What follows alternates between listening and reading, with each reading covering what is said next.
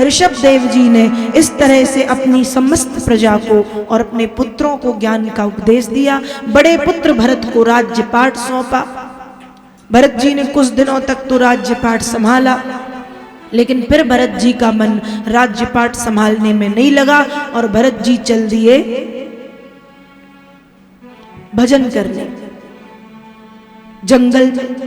जंगल में एक झोपड़ी बना करके भजन करने लगे। लेकिन ध्यान रखो, भजन करने के लिए जरूरी नहीं कि झोपड़ी में ही रहना पड़े। भजन करने के लिए जरूरी नहीं है कि माता पिता बच्चों को, पत्नी को, पति को छोड़ना पड़े। भजन करने के लिए जरूरी नहीं है कि ऐश आराम की जिंदगी त्यागनी पड़े, बिल्कुल जरूरत नहीं है। हम घर पे रह करके भी भजन कर सकते हैं यदि हम में भजन करने की प्रवृत्ति है तो। और भजन करने की प्रवृत्ति ही नहीं है तो हम हिमालय की गुफा में जाके भी बैठ जाए ना तो हमारा मन नहीं लगेगा। और भरत के साथ कुछ ऐसा ही हुआ। भरत भगवान के भक्त तो थे और उन्होंने घर गृहस्थी छोड़ी और छोड़ करके तस्मिन भाव किलसा एक लहा पुलहाश्रमोपवने विविध कुसुम किसलय तुलसी काम्बुभि कंदमूल फलोपहारैश्च समीपमानो भगवत आराधनम विविक्त उपरत विषयाविलासा उपभृतोपसमः पराम निर्वृत्ति मवाप। पुलह नाम के आश्रम में भरत रहने लगे, लेकिन उस आश्रम में भी रह करके भरत आसक्ति में पड़ गए। आसक्ति से बचने के लिए घर छोड़ा था और जंगल में एक हिरण के बच्चे की आसक्ति में पड़ गए, एक मृग शावक की आसक्ति में। हिरण का बच्चा। भरत पूजा कर रहे थे, गंडकी नदी के किनारे बैठ के एक प्यासी हिरणी पानी पीने के लिए आई, गर्भवती थी। लेकिन शेर की दहाड़ सुनी तो पानी में कूद गई। जब पानी में कूदी तो गर्भ गिर गया, हिरणी पानी से बाहर निकल के मर गई। लेकिन उसका गर्भ पानी में तैर रहा था, जीवित था। भरत को लगा इसकी रक्षा करनी चाहिए। भरत ने रक्षा की, रक्षा करते, लेकिन रक्षा करके भगवान भरोसे छोड़ देना था। पर भरत ले आए घर पे, खूब उसकी सेवा शुश्रूषा करने लगे। दिन रात जो भजन में लगे रहते वो हिरण की सेवा में लगे रहते हैं। और एक दिन वो हिरण भरत को छोड़ करके भाग गया। उसी की आसक्ति में पड़े पड़े भरत की मृत्यु हो गई। फिर से जन्म हुआ तो भरत बन गए हिरण। और कहते हैं कि मृत्यु के समय व्यक्ति का मन जहां लगा रहता है व्यक्ति को वो योनि मिलती। इसलिए कहते हैं ना, मरते समय अपने मन को भगवान में लगाओ। कहते हैं ना, आपने देखा होगा कोई बहुत बुजुर्ग व्यक्ति हैं, वो यदि बिस्तर पे पड़े हैं मरणासन अवस्था में कि आजकल में बस ये निकल जाएंगे, तो हम क्या कहते हैं?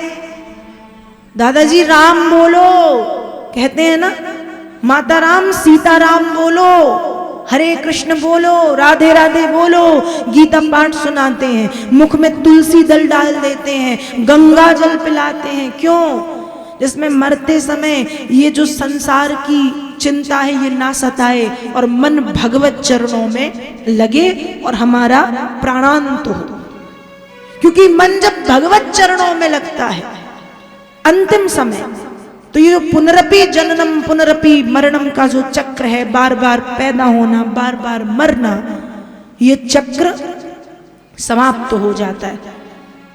लेकिन हमारा मन कहो मरते ही समय लगा रहे धन में, संपत्ति में। कहते हैं ना, जितनी चिंता जवान लोगों को नहीं सताती उतनी चिंता बूढ़े लोगों को सताती है। घर गृहस्थी की उनको सब सताएगा, लड़का, बहू, नाती, पोता। जबकि एक समय के बाद ये सब चिंताएं छोड़ के केवल चिंतन करना चाहिए भगवान नाम का। क्योंकि अब जैसा था वो हो गया, अब चिंता करके कुछ नहीं है। अब केवल चिंतन की धारा में बहो, केवल राम नाम कृष्ण नाम का चिंतन करो। लेकिन भरत जी का मन मृत्यु के समय लगा था हिरण में, मर गए, फिर से जन्म हुआ तो हिरण बने।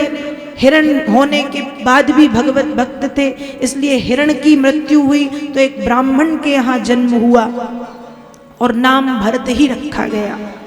लेकिन भरत शब्द के आगे जड़ शब्द लगाया और कहलाए जड़ भरत। क्या कहलाए? जड़ भरत। जड़ इसलिए, जड़ का मतलब होता है मूर्ख, और मूर्ख नहीं थे, ये बहुत ज्ञानी थे। लेकिन वो एक कहावत है ना, बने रहो पगला काम करे अगला, एक कहावत है। तो ये वही सिद्धांत अपना के बैठे थे कि बस मुझे तो पागल बन के रहना है। एक दिन इनके पिताजी ने कहा जाओ खेत की मेड़ चौड़ी कराओ। मेड़ समझते हो ना? कहा जाओ चौड़ी कराओ। चौड़ी औड़ी तो नहीं कि कुआं खोद के आ गए। अब एक दिन पिताजी ने कहा जाओ पढ़ाओ, स्कूल चले जाओ, विद्यालय। तो ये विद्यालय ना जाके किसी पेड़ के नीचे बैठ के भजन करने लगे। तो लोग सोचते थे ये पागल है। ये पागल नहीं थे, ये बहुत ज्ञानी थे। ये सोचते थे, अभी मैंने एक दो बातें इनकी मानी और इनने फिर मुझे घर गृहस्थी के चक्कर में फंसाया। इसलिए जड़ बने रहो। मुझे समझ ही में नहीं आ रहा तुम कह क्या रहे हो, कहें कुछ करना कुछ, ऐसा करते थे। और इन्हीं जड़ भरत ने फिर राजा रहुगण को परमात्म ज्ञान का उपदेश दिया है। राजा रहुगण आत्मज्ञान की प्राप्ति के लिए जा रहा था पालकी में बैठ के कपिल ऋषि के पास। पालकी ढोने में 4 कहार लगते हैं।